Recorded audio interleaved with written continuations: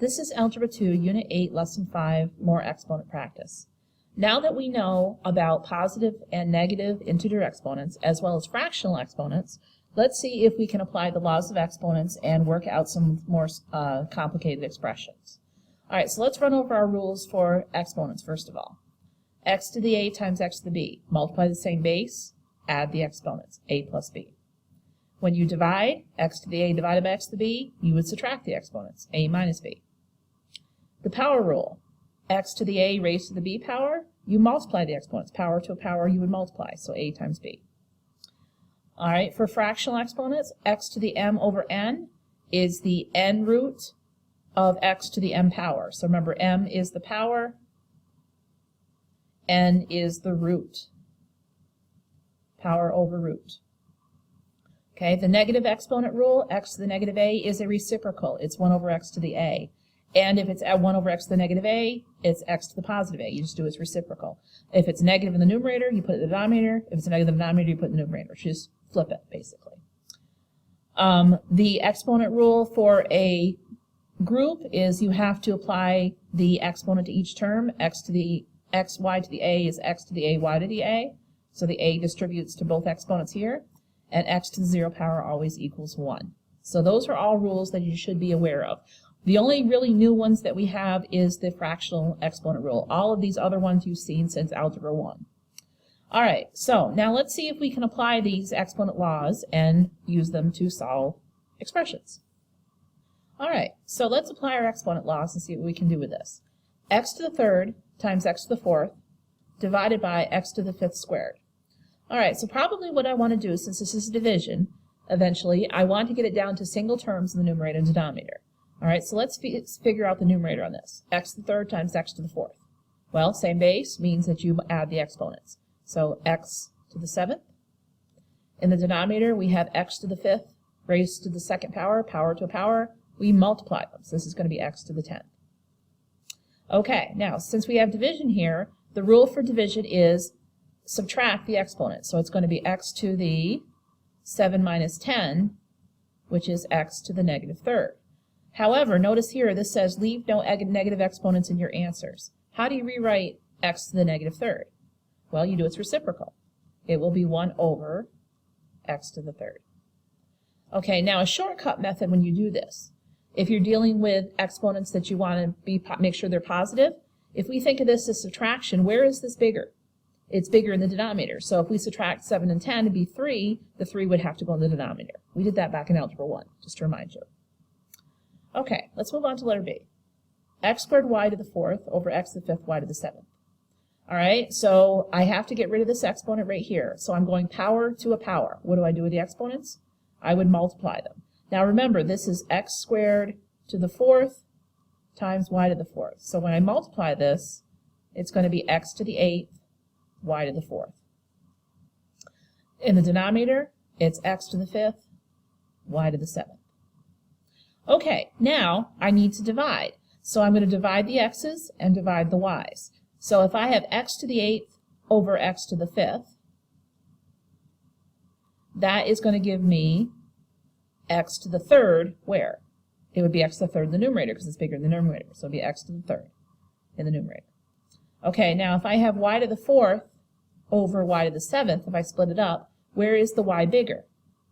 The y is bigger than the denominator, so the y will actually be in the denominator. So this is going to be x to the 3rd. This is going to be 1 over y to the 3rd. When you multiply them together, it's x to the 3rd over y to the 3rd. Now, if you can do this in your head, great, no problem with that. Technically, for this one right here, this would be y to the 4 minus 7, which is y to the negative 3, which you would have to put in the bottom anyway. So x to the 3rd over y to the 3rd. Okay, letter C. X to the negative 2, y to the 4th over x to the negative 6y. All right, now I need to simplify this. Now, it's kind of a pain in the neck to have to deal with the negative exponents. If I can subtract right now and get that, but a lot of people get goofed up with the negative exponents. So why don't we fix the negative exponents first? All right, if I rewrite this as the x's and the y's here, y to the 4th and y will stay just like they are. Let's fix this. If x to the negative 2, I want it to be a positive exponent, where would it have to go?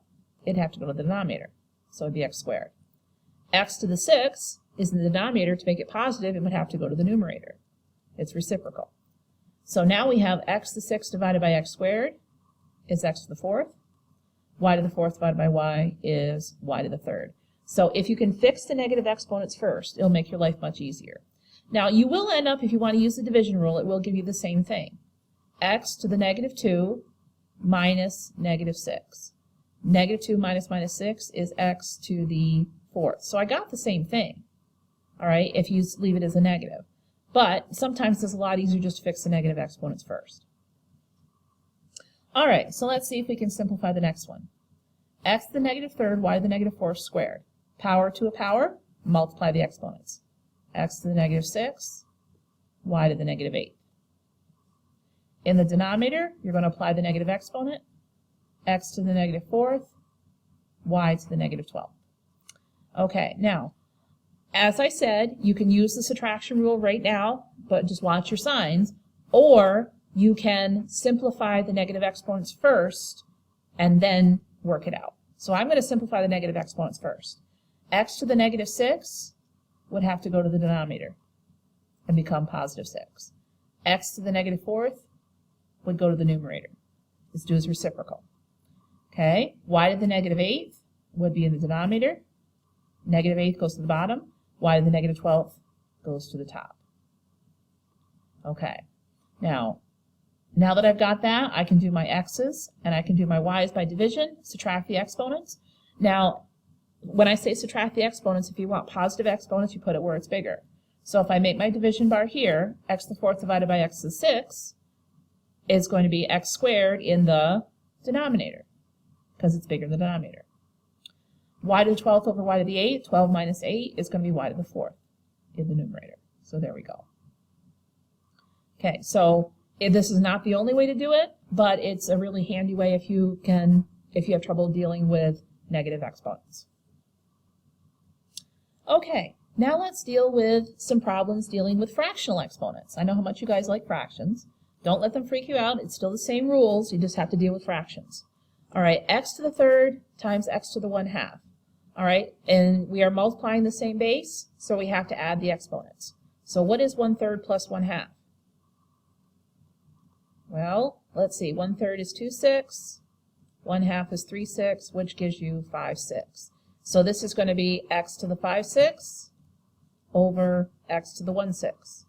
All right, so I am dividing the same base. What do I do with the exponents? I subtract them.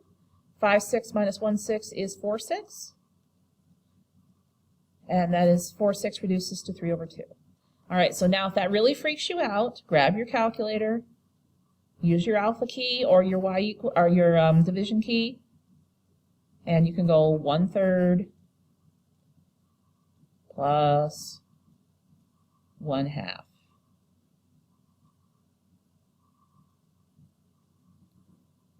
Is 5/6. So there you go. It'll work. Trust me. All right, and then you can just do the subtraction that way as well. All right, now, all right, let's try the next one. We have x to the 1/5 raised to the 5th power divided by x to the 3/2 times x to the 3rd. So let's simplify the numerator.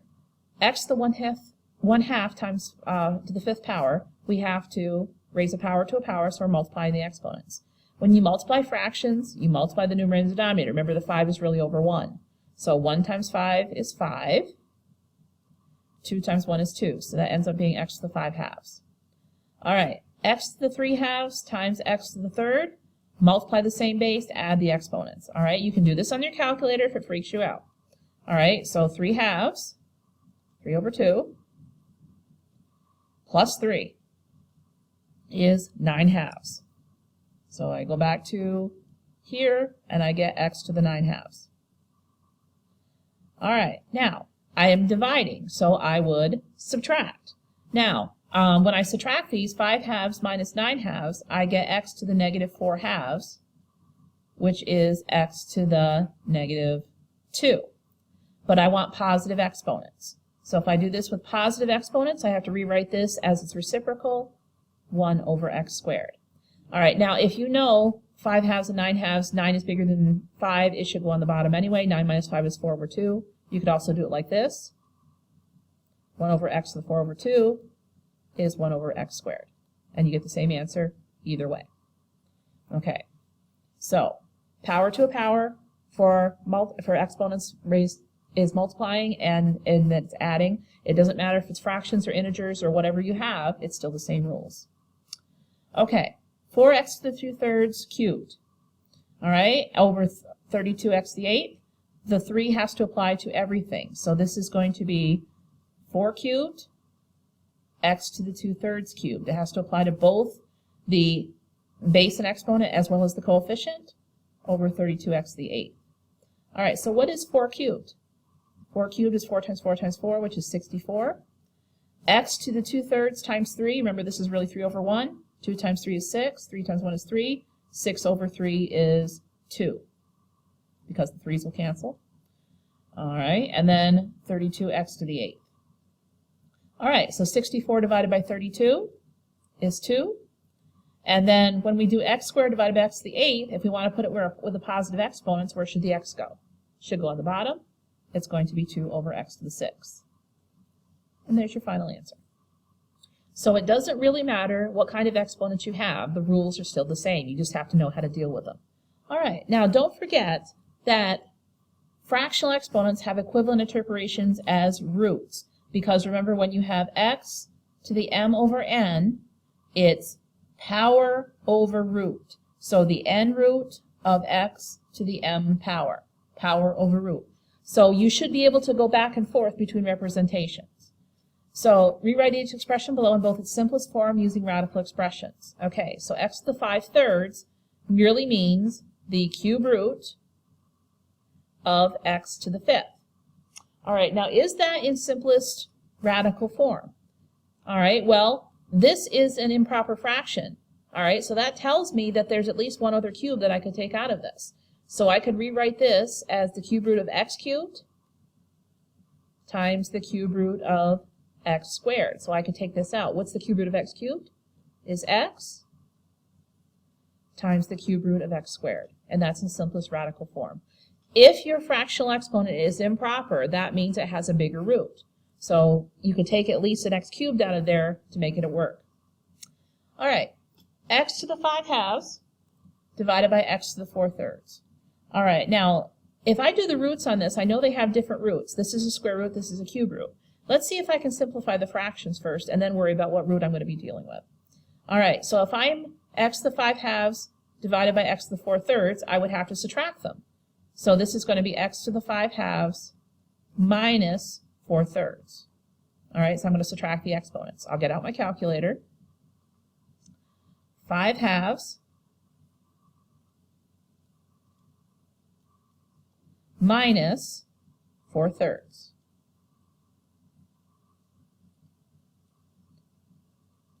And I get 7/6. So this is actually going to be x to the 7/6.